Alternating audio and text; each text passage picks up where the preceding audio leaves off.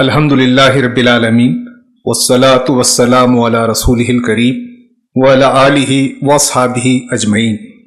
قال اللہ تبارک وتعالی فی القرآن المجید فاعوذ باللہ من الشیطان الرجیم بسم اللہ الرحمن الرحیم۔ هو الذی ارسل رسولہ بالہدی ودین الحق لیظہرہ علی الدین کلہ ولو کرہ المشرکون۔ صدق اللہ العظیم۔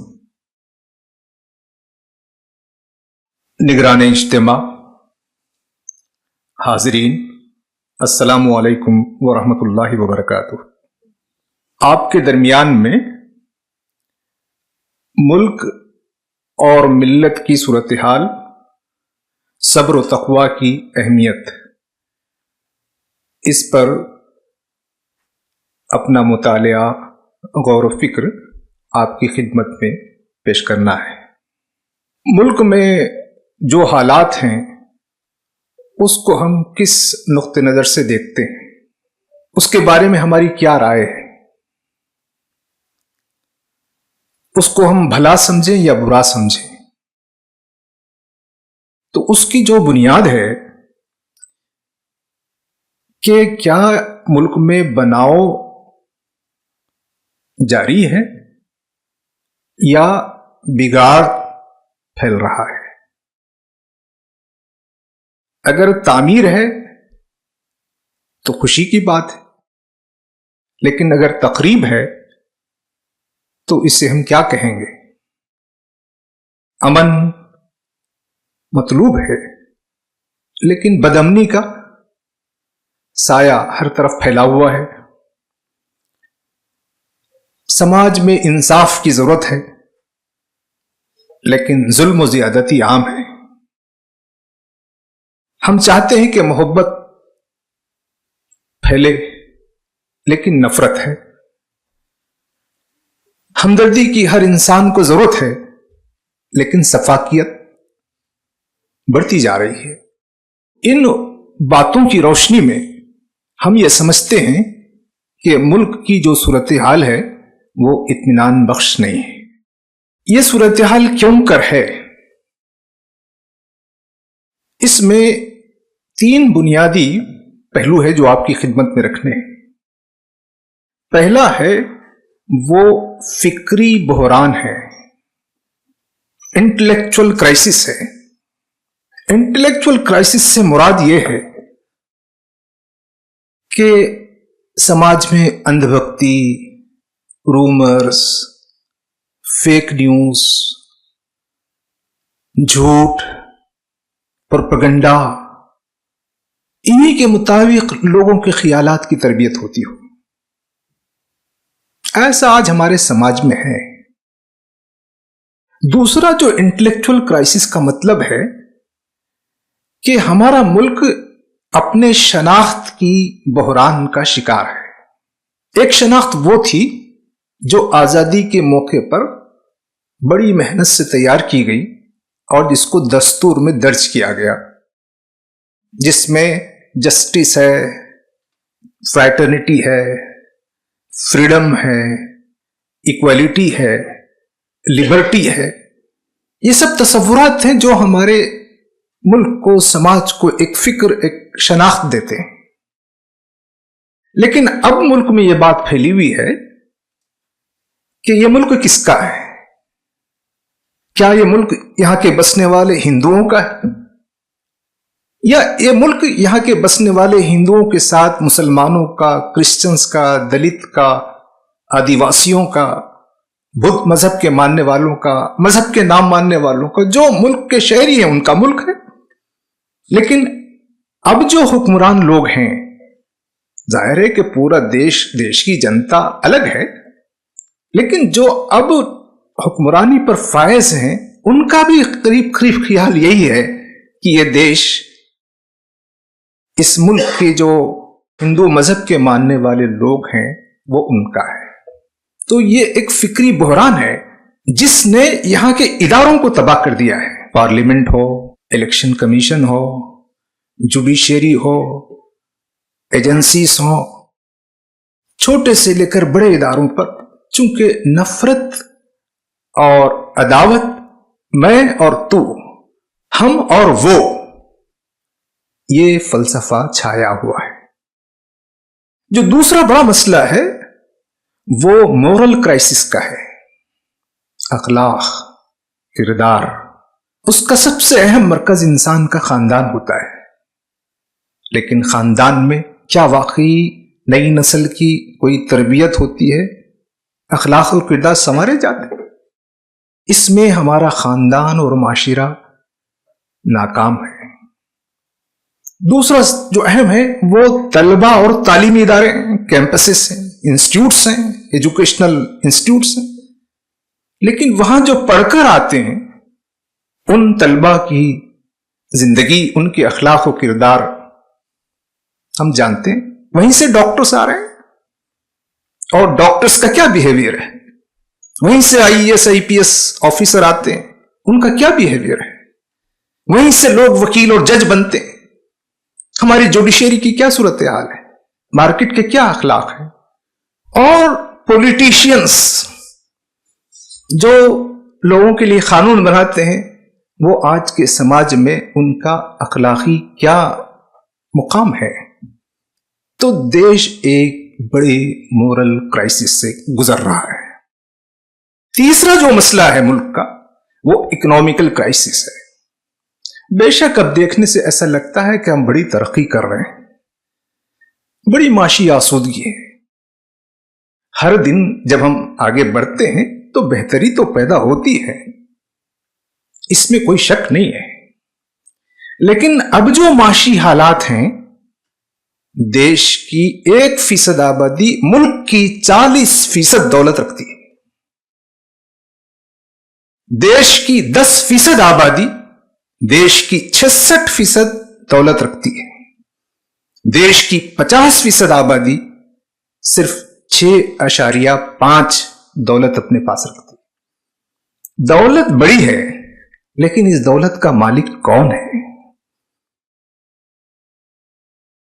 اس لیے ہوم لیسنس ہے، جاب لیسنس ہے، تعلیم کے مسائل ہیں، علاج کے مسائل ہیں۔ دولت بہت بڑی ہے لیکن دولت دیش کے باشندوں کی ملکیت ہے یا دیش میں چند لوگوں کی ملکیت ہے؟ تو یہ باتیں میں نے اس لیے رکھی کہ ہم اپنے سامنے یہ بات رکھیں کہ جب ہم مسلمانوں کا ذکر کریں گے تو یہ باتیں ہمارے سامنے رہیں، کیونکہ ان باتوں سے دیش کے تمام شہری جوجھ رہے ہیں، مسلمان بھی جوجھ رہے ہیں اور دیش کے تمام طبقات، تمام مذاہب کے لوگ اس سے جوجھ رہے ہیں۔ تو یہی فرقہ پرستی کیا کم نہیں ہے جو سماج میں پھیلی، لیکن سماج میں پھیلی ہوئی فرقہ پرستی میں کچھ جو منظم کوششیں خاص طور پہ مسلمانوں کے بارے میں، امت یا امت کی صورتحال، دیش میں جو ہندو سماج ہے وہ مکمل سماج برا ہے، ہم ایسا نہیں سمجھتے ہیں، لیکن اس میں جو ایک طاقتور گروپ ہے اس کا یہ خیال ہے کہ دیش میں مسلمانوں کو کچل دینا چاہیے۔ اس کے نتیجے میں یہ سب ہے۔ ایک پہلو مسلمانوں کے مادی وجود کا ہے، مادی مسائل کا ہے، ان کی مادی حیثیت کو ختم کر دیا جائے، مثلا وہ تعلیم میں آگے نہ بڑھ سکیں۔ حالانکہ حکومت ان کا کام رعایا کو تعلیم کے میدان میں آگے بڑھانا ہے، لیکن جو یونیورسٹیز ہیں، جو گورنمنٹ کی ہیں، جو پرائیویٹ ہیں، وہ صورتحال آپ کے سامنے ہے کہ علی گڑھ کے ساتھ کیا ہوتا ہے، جامعہ کے ساتھ کیا ہوتا ہے، ہمدرد کے ساتھ کیا ہوتا ہے، رامپور میں جو یونیورسٹی اس کے ساتھ کیا ہوا، الفلاح یونیورسٹی کے ساتھ کیا ہوتا ہے۔ دوسرا ہے روزگار، تجارت، معاش، social boycott, economical boycott, lynching. یہ لنچنگ کا سبب کیا ہے؟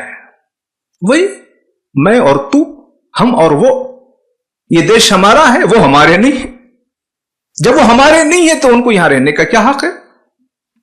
تو ان کے ساتھ ظلم و ستم کرنا ظلم نہیں ہے، عین ثواب ہے، کیونکہ وہ ہمارے نہیں ہیں۔ جب یہ فلسفی اتنی جڑ پکڑی ہو تو ظلم و زیادتی کو کیسے روکا جا سکتا ہے؟ لنچنگ تو ایک سماج کا مسئلہ ہے. دوسرا پہلو حکومت کا ہے. ایڈمنسٹریشن اگر اس کو روک تھام نہ کرے، مجرم کو سزا نہ ملے، تو پھر وہ آزاد ہے، اس کا حوصلہ بڑھے گا. پھر بلڈوزر ہے، گھروں کو اجاڑ دینا، ہراسمنٹ ہے. یہ سب کیا ہے؟ مسلمانوں کی مادی وجود کو نقصان پہنچا. میں پھر ایک بار دہرا رہا ہوں کہ دیش کے ہندو سماج کے تمام لوگ ایسے ہیں، میں ایسا نہیں مانتا، لیکن کچھ لوگ ہیں جو بہت طاقتور ہیں، وہ یہی چاہتے ہیں. دوسرا جو مسئلہ ہے مسلمانوں کے ساتھ، ان کی دینی تہذیبی جو انفرادیت ہے اس کو ختم کیا جائے. مسجدوں پر حملہ، درگاہوں پر حملہ، قبرستانوں پر حملہ، مدارس پر حملہ، زبان کو، لینگویج کو،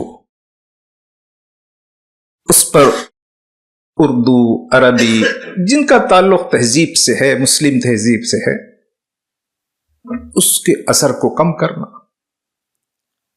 گرفتاریاں، ان دنوں تو کپڑے، داڑھی، ٹوپی، لباس، عورتوں کا حجاب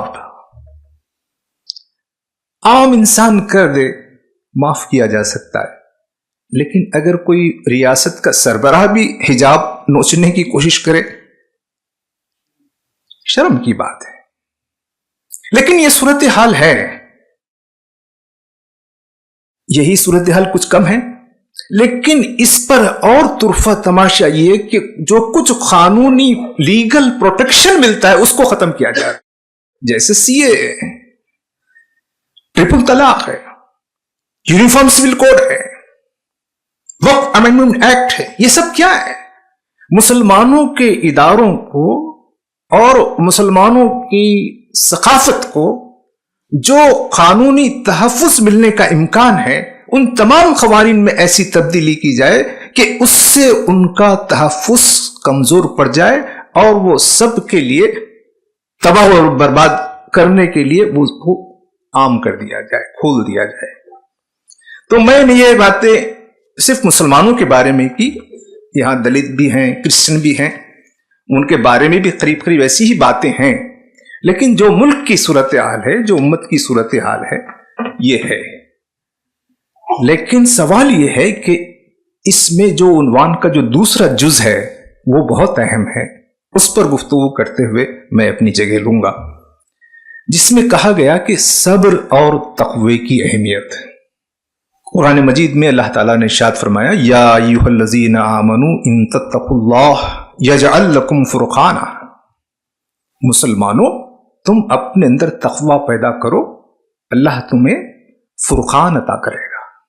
فرقان کیا ہے؟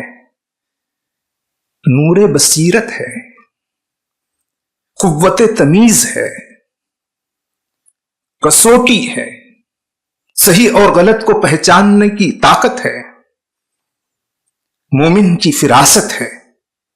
اب جو کچھ میں نے بیان کیا، ملک کے حالات، امت کے حالات، مجھے اللہ سے ڈرتے ہوئے بیان کرنا چاہیے. جو کچھ ہے وہی بیان کرنا چاہیے. اگر جو کچھ خراب حالات ہے میں اس سے زیادہ بیان کرتا ہوں، تقوی کے خلاف ہے. تو یہ تقوی اتنا ضروری ہے کہ صحیح سوچنا، اللہ سے ڈرتے ہوئے سوچنا، صحیح بیان کرنا. آج ہندوستان میں مسلمانوں کو وہ تقوی اختیار کرنا چاہیے. اگر ہم تقوی اختیار نہ کریں گے تو اگر سردی ہو رہی ہے، 10 درجے حرارت محسوس کر رہے ہیں، 15-20، تو یہ بات صحیح نہیں ہوگی. اس کے لیے کیا چاہیے؟ تقوی چاہیے. ایک جگہ اللہ تعالیٰ نے ارشاد فرمایا، وَمَن يَتَّقِ اللَّهَ يَجْعَل لَّهُ مَخْرَجًا. تم تقوی اختیار کرو تو اللہ کیا کرے گا؟ مشکلات سے نجات دے گا۔ تو یہ جو تقوی ہے یہ تو سب انسانوں کی ضرورت ہے کہ اللہ سے ڈرنا ہے، لیکن بھارت میں یہ حالات اگر مسلمانوں کی تربیت کر دیتے ہیں تو اس تکلیف دہ صورتحال کا سب سے بہترین علاج ہے، لیکن اس علاج کے لیے متقی بننے کی کوشش کرنا پڑے گا۔ قرآن مجید میں ارشاد فرمایا گیا وَمَن يَتَّقِ اللَّهَ يَجْعَل لَّهُ مِنْ أَمْرِهِ يُسْرًا، کہ تم تقوی اختیار کرو، اللہ تعالیٰ تمہارے لیے سہولتوں کو پیدا کرے گا، آسانیوں کو پیدا کرے گا۔ اللہ تعالیٰ ارشاد فرماتے ہیں فَأَمَّا مَنْ عَطَا وَاتَّقَى وَصَدَّقَ بِالْحُسْنَى فَسَنُيَسِّرُهُ لِلْيُسْرَى، کہ عطا کرو، سخاوت کرو، لوگوں کو دو اور اللہ سے ڈرو، اور وَصَدَّقَ بِالْحُسْنَى، سچی بات قبول کر لو، جھک جاؤ، حق پسند بنو، تو اللہ تعالیٰ کیا کریں گے؟ فَسَنُيَسِّرُهُ لِلْيُسْرَى، اللہ تعالیٰ سہولتیں پیدا کرے گا۔ تو ہم کیا چاہتے ہیں؟ فرقان نہیں چاہتے، ہم کیا چاہتے ہیں؟ مشکلات سے نجات نہیں چاہتے، آسانیاں نہیں چاہتے۔ اللہ تعالیٰ نے ارشاد فرمایا وَاعْلَمُوا أَنَّ اللَّهَ مَعَ الْمُتَّقِينَ، یاد رکھو کہ اللہ متقین کے ساتھ ہے۔ پھر فرمایا وَاتَّقُوا اللَّهَ وَاعْلَمُوا أَنَّ اللَّهَ مَعَ الْمُتَّقِينَ، تقوی اختیار کرو اور جان رکھو کہ اللہ متقین کے ساتھ ہے۔ تو تقوی ایک بنیادی ضرورت ہے، اس کے بغیر کامیابی کا راستہ نہیں ملے گا۔ پھر جو بات ہے صبر کی، قرآن مجید میں صبر کا بار بار تکرار ہوتا ہے، وَاسْتَعِينُوا بِالصَّبْرِ وَالصَّلَاةِ، کہ تم صبر سے اور نماز سے مدد لو۔ کہیں کہا گیا یا ایھا الذین آمنوا استعینوا بالصبر والصلاۃ ان اللہ مع الصابرین، تو یہ صبر اور نماز یہ مومن کا سہارا ہے، یہ مومن کی مجبوری نہیں ہے، یہ مومن کی کمزوری نہیں ہے، یہ مومن کی طاقت ہے، یہ مومن کا سہارا ہے۔ بعض لوگ سمجھتے ہیں کہ تقوی کی، صبر کی بات ہو تو کوئی لاچاری کی، بے بسی کی بات ہو رہی ہے، نہیں۔ قرآن مجید میں کہا گیا وَالصَّابِرِينَ فِي الْبَأْسَاءِ وَالضَّرَّاءِ وَحِينَ الْبَأْسِ، کیا مطلب ہے اس کا؟ کہ صابرین کی اللہ نے تعریف کی، کہا کہ وہ باسائی فاقہ کشی میں، غربت میں، معاشی تنگی میں، معاشی بائیکاٹ میں، بھوک پیاس میں وہ صبر کرتے، وَالضَّرَّاءِ بیماریوں میں، جسمانی تکلیف میں، مصائب و مشکلات میں وہ صبر کرتے، وحین الباس، اور جنگ کے موقع پر، لڑائی کے موقع پر، کشمکش کے موقع پر وہ صبر کرتے ہیں۔ تو یہ صبر اور تقوی یہ بنیادی ضرورت ہے جس کو حاصل کرنا چاہیے، یہ مشکلات کا حل ہے۔ تقوی کیا ہے؟ اللہ سے محبت۔ تقوی کیا ہے؟ اللہ کی عزت، اللہ کی خشیت، حدود الہی کا احترام، اس سے تقوی عبارت ہے، حدود الہی کا احترام۔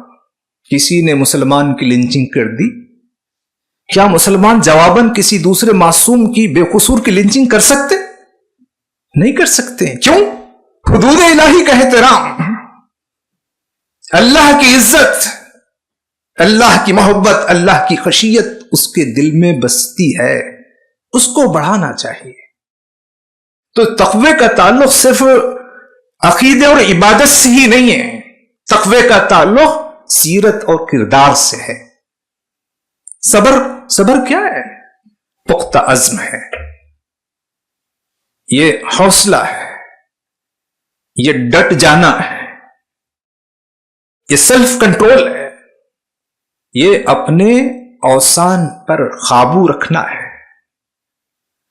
تو میں یہ کہنا چاہتا ہوں کہ مسلمان ہونا بھی ایک ذمہ داری ہے، اور اس ذمہ داری کی تکمیل تقوی اور صبر کے بغیر ممکن نہیں۔ اور موجودہ جو حالات ہیں یہ حالات ہمارے لیے کوئی نئے نہیں ہیں۔ جب ہم ان حالات کا دیکھتے ہوئے جب قرآن مجید کا مطالعہ کرتے ہیں، آج سے 1500 برس پہلے کی بات ہے، لیکن کچھ آیات ایسا لگتا ہے کہ آج کے ہندوستان میں، اور آج کے ہندوستان کو مخاطب کر کے کہتی ہے وَدُّوا مَا عَنِتُّمْ، مطلب ہے وہ چاہتے ہیں کہ تم دکھ میں پڑو۔ وَدُّوا مَا عَنِتُّمْ قَدْ بَدَتِ الْبَغْضَاءُ مِنْ أَفْوَاهِهِمْ، ان کی عداوت تو خود ان کی زبان سے ظاہر ہو چکی ہے۔ وَمَا تُخْفِي صُدُورُهُمْ أَكْبَرُ، اور جو کچھ ان کے سینوں میں ہیں جو ابھی ظاہر نہیں کیے ہیں وہ اس سے زیادہ بڑا ہے۔ تو کیا ان موقعوں پر قرآن کیا کہتا ہے؟ قرآن مجید میں کہا گیا لَتُبْلَوُنَّ فِي أَمْوَالِكُمْ وَأَنفُسِكُمْ، تمہارے مالوں سے اور جانوں سے آزمائش کی جائے گی۔ میں تو سمجھتا ہوں کہ بھارت میں جو کچھ احوال ہے میں نے بیان کیے، لیکن قرآن جس اسپرٹ سے کہہ رہا ہے کہ ایسا بہت بڑا مال کا، جان کی آزمائش کا ابھی پہلو میرے خیال میں اس قدر نہیں ہے، لیکن کہتا ہے قرآن وَلَتَسْمَعُنَّ مِنَ الَّذِينَ أُوتُوا الْكِتَابَ مِنْ قَبْلِكُمْ وَمِنَ الَّذِينَ أَشْرَكُوا أَذًى كَثِيرًا، کہ جو تم سے پہلے اہل کتاب تھے اور جو مشرکین ہیں ان سے ضرور تکلیف دہ باتیں سنو گے، اذیت پہنچے گی، اللہ کے رسول کی ذات میں کچھ کہا جائے گا، تکلیف ہوتی ہے، پردے پہ کچھ کہا جائے گا، کسی کو ٹیررسٹ کہا جائے گا، کسی کو ایکسٹریمسٹ کہا جائے گا، کسی کو فنڈامنٹلسٹ کہا جائے گا، اور غیر پارلیمانی الفاظ تو بہت ہوتے ہیں، اس کو میں یہاں دہرا نہیں سکتا، لیکن اللہ تعالیٰ نے کیا کہا وَإِن تَصْبِرُوا وَتَتَّقُوا فَإِنَّ ذَلِكَ مِنْ عَزْمِ الْأُمُورِ،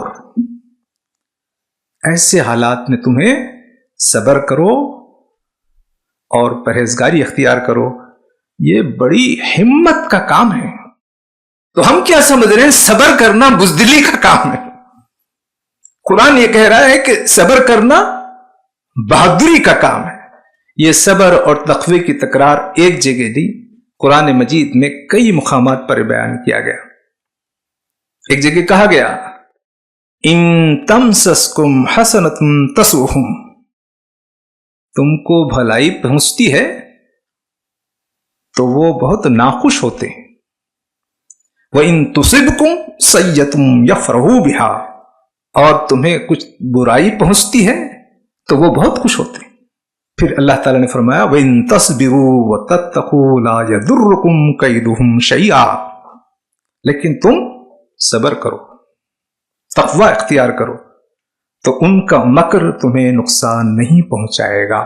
ان آیات مبارکہ کو بہت زیادہ اگر ہم پڑھیں تو اس میں ہم بہت اور چیزیں بیان کر سکتے ہیں، لیکن میں اپنی بات کو مکمل کرتے ہوئے کہوں گا کہ یہ صبر و تقوی اور ملک کے جو موجودہ حالات یہ کیوں ضروری ہے۔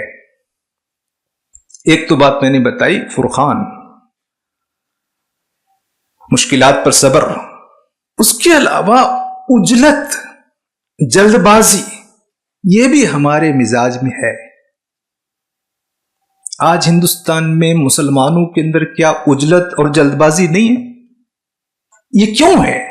کیونکہ مسلمان جو صبر کی اور تقوی کی طاقت سے محروم ہے۔ مسلمانوں کی صبر اور قوت تقوی کی طاقت صرف ایک جگہ مجھے معلوم ہو رہی ہے، وہ یہ ہے کہ ہندوستان کے سماج میں یہاں ہونے والے ظلم و ستم کے باوجود وہ اسلام پر مضبوطی سے قائم ہے۔ یہ ایک بہت اچھی علامت ہے، لیکن صبر اور تقوی کا تعلق یہ ہے کیا خوشی ملے تب بھی ہم کو صبر کرنا ہے، یا اتراتے ہیں یا بے لگام ہوتے ہیں؟ تو بنیادی جو قوت ہے وہ صبر کی اور تقوی کی ہے۔ اگر کوئی آدمی دولت مند ہو گیا، شہرت مل گئی، کامیابی مل گئی، ترقی مل گئی، بہت قوت آ گئی، کیا وہ قابو میں ہے؟ کیوں؟ صبر اور تقوی کی دولت سے محروم ہے، اجتماعی زندگی گزارنے کا شوق نہیں ہے۔ ہر فرد وہ چاہتا ہے کہ اس کی قیادت کو مانا جائے، ہر گروپ چاہتا ہے کہ اس کی برتری کو تسلیم کیا جائے۔ یہ ہے یا نہیں ہے؟ اس کا اصل سبب یہ ہے کہ وہ صبر کی اور تقوی کی، کیونکہ صبر برداشت کا، خواہشات نفس پر قابو کا نام ہے، اور تقوی اللہ تعالی کے ڈر، اس سے محبت، اس کے حدود کے احترام کا نام ہے۔ اب ہم کو ہمارے دیش میں بڑی دعوتی جدوجہد کرنا ہے، صبر چاہیے۔ ہم کو اس ملک میں بڑی تعلیمی جدوجہد کرنا ہے، صبر چاہیے۔ بڑی سیاسی جدوجہد کرنا ہے، صبر چاہیے۔ بڑی معاشی جدوجہد کرنا ہے، صبر چاہیے۔ یعنی کسی بھی قوم کے گروہ کی ایک تعمیر ایک بڑا تفصیل طلب کام ہے۔ عجلت پسند، بہت تھڑلے، بہت کمزور لوگ جن میں نہ صبر ہے، نہ قوت ہے، نہ تقوی ہے، وہ دنیا میں بڑے کام نہیں کر سکتے۔ پھر دیکھیں آپ کہ ہم کو اس دیش میں مسلمانوں کی بڑائی کے لیے کام نہیں کرنا ہے۔ بہت اہم بات ہے، ہم مسلم قوم پرستی کو غلط سمجھتے ہیں، اس کے لیے صبر چاہیے۔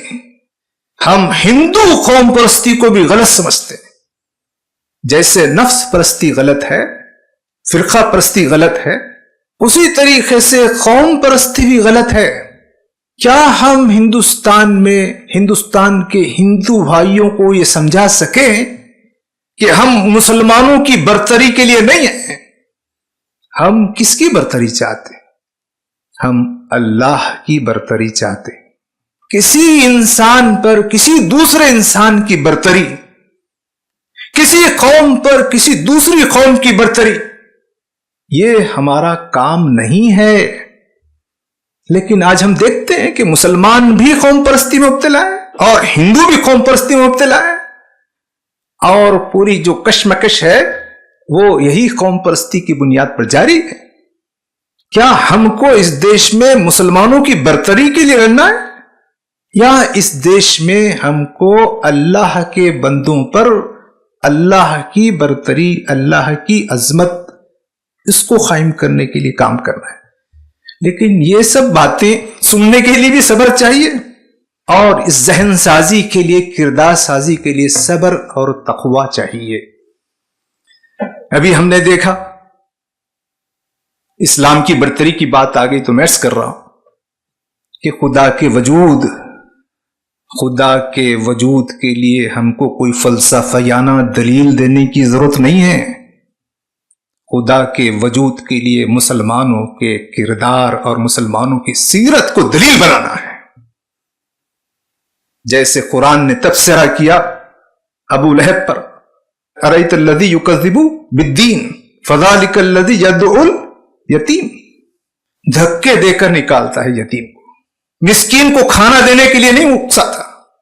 اور مسلمانوں کے بارے میں کہا یہ بےہودہ کاموں سے بچتے ہیں، یہ اپنے اعمال کا تزکیہ کرتے ہیں، یہ شرمگاہوں کی حفاظت کرنے والے ہیں، یہ امانتوں اور وعدوں کو پورا کرنے والے ہیں، یہ صادق اور امین ہیں۔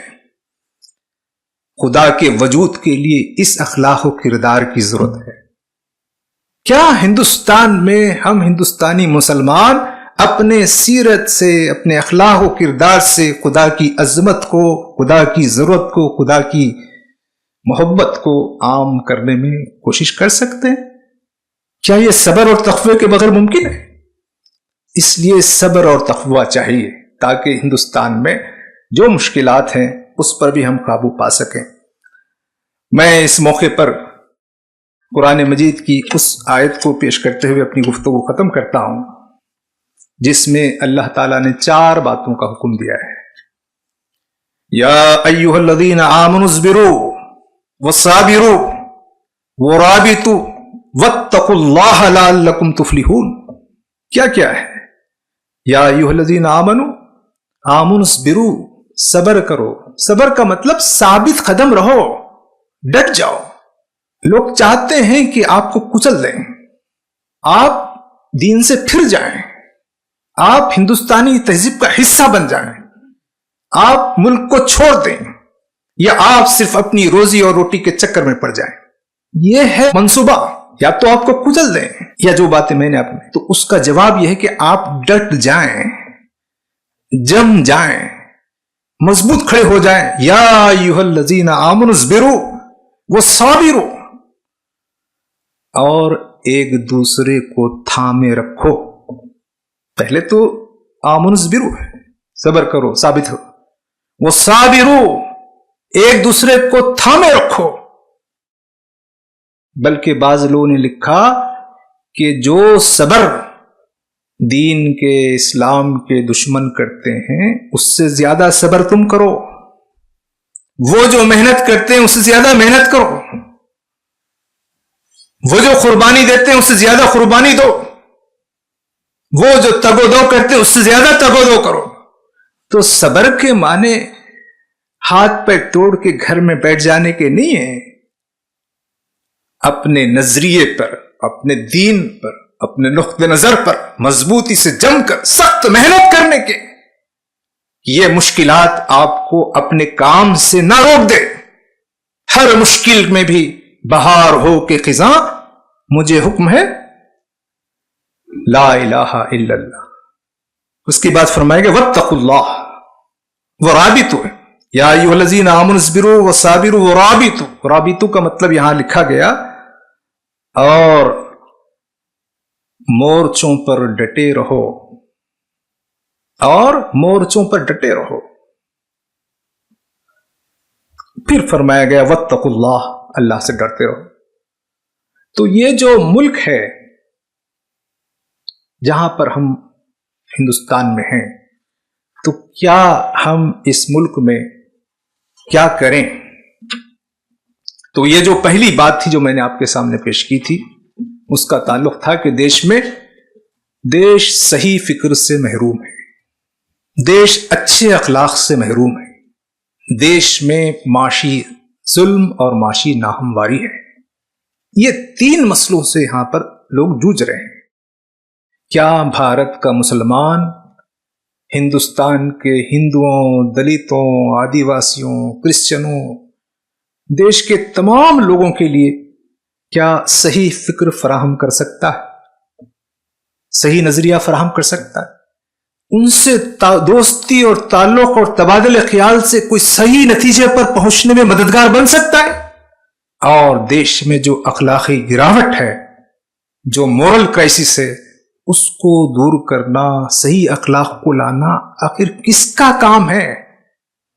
भारत में वो कौन सा ग्रुप है, वो कौन से अफराद हैं जो देश को अखलाकी गिरावट से निकाल कर बुलंद अखलाक पर फायज कर सकते हैं? कोई है? मैं और आप हो सकते हैं, कोशिश करें और उसी तरीके से माशी जुल्म और माशी जो गैर मुंसिफाना तकसीम है उसको हल करने। तो ये जो सब्र और तक़वे की दौलत है, ये होने वाले जो मुश्किलात हैं उस पर ही सिर्फ सब्र और उसको अंगेज करना और बर्दाश्त करना ही नहीं है, बल्कि तालीमी जद्दोजहद, समाजी जद्दोजहद, कानूनी जद्दोजहद, सियासी जद्दोजहद और सबसे बढ़कर ये दावती जद्दोजहद कि मुल्क को सही फिक्र से, मुल्क को सही अखलाक से और मुल्क के मसाइल को हल करने में हम यहाँ के बाशिंदों से हम घुल मिल कर मोहब्बत करते हुए, खिदमत करते हुए, अच्छे ताल्लुकात के साथ, उसके लिए सब्र। और उसको कुरान मजीद में एक जगह बयान किया गया है, बहुत मशहूर आयत है, वला तस्तविल हसनतु वला सय्या इदफअ बिल्लती हिय अहसन फ़इज़ा अल्लज़ी बैनक व बैनहु अदावतुन कअन्नहु वलिय्युन हमीम। नेकी और बदी बराबर नहीं, बुराई को भलाई से दफा करो, फिर वही جس کے اور تمہارے درمیان دشمنی ہے ایسا ہو جائے گا جیسے ولی، دوست، جگری دوست۔ لیکن پھر قرآن کہتا ہے وَمَا يُلَقَّاهَا إِلَّا الَّذِينَ صَبَرُوا وَمَا يُلَقَّاهَا إِلَّا ذُو حَظٍّ عَظِيمٍ۔ یہ بات انہی کو نصیب ہوتی ہے جو صبر کریں، اور سوائے بڑے نصیبے والوں کے کوئی نہیں پا سکتا۔ تو اپنے نصیب کو بڑا کرنا ہے، ہم اپنے نصیب کو، اپنی قسمت کو ہم بڑا کریں، تو یہ صبر اور تقوی کی طاقت ہمارے نصیبے کو، ہماری قسمت کو، ہمارے مقدر کو، ہمارے مستقبل کو تابناک بنائے گی، اور دیش میں سارے انسانوں سے ہم محبت کرتے ہوئے اس سمت میں کام کریں تو وہ صبر اور تقوی ملک اور ملت کے مسائل کا حل ہے۔ اللہ بزرگوں برتر سے دعا ہے کہ اللہ تعالی ہم کو اس ملک میں صبر کی، تقوی کی دولت کے ساتھ آنے والی مشکلات کا مقابلہ اور اس ملک کے انسانوں کی خدمت کا موقع عطا فرمائے۔ جزاک اللہ، شکریہ، السلام علیکم۔